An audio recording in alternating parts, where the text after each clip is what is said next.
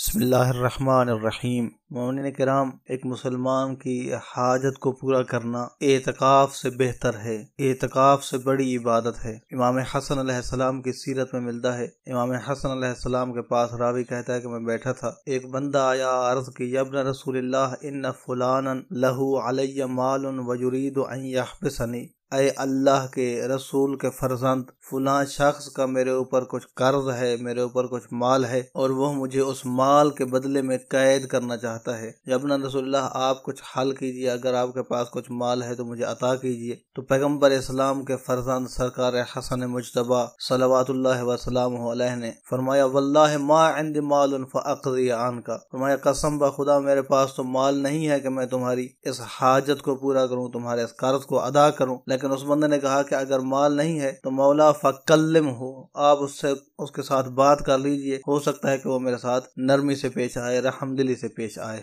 راوی کہتا ہے فلبس علیہ السلام نعلہ، امام علیہ السلام اعتکاف میں تھے لیکن اس کے باوجود باہر نکلے اور اپنے نالین پہنی۔ تو میں نے عرض کی یا ابن رسول اللہ، راوی کہتا ہے میں نے عرض کی یا ابن رسول اللہ نسیت اعتکافک، اے اللہ کے رسول کے فرزند، کیا آپ اپنے اعتکاف کو بھول گئے ہیں؟ آپ تو اعتکاف میں نہیں بیٹھے ہیں، اور اعتکاف میں تو مکان اعتکاف کو چھوڑنا درست نہیں ہوتا ہے۔ تو امام علیہ السلام کا جواب تھا لم انسا، فرمایا میں بھولا نہیں ہوں، ولکنی سمعت ابی علیہ السلام یحدث عن جدی رسول اللہ صلی اللہ علیہ وآلہ، فرمایا میں نے اپنے والد گرامی سے سنا ہے، سرکار علی علیہ السلام سے سنا ہے، اور وہ پیغمبر اسلام کے حوالے سے بیان کیا کرتے تھے، من سعی فی حاجت اخیہ المسلم، جس بندے نے اپنے مسلمان بھائی کی حاجت کو پورا کرنے کی کوشش کی، فکأنما عبد اللہ عز وجل 9,000 سنہ، گویا کہ اس نے اللہ تبارک و تعالی کی عبادت کی ہے، کوئی 1-2 دن نہیں بلکہ 9,000 سال عبادت، اور وہ عبادت بھی ایسی عبادت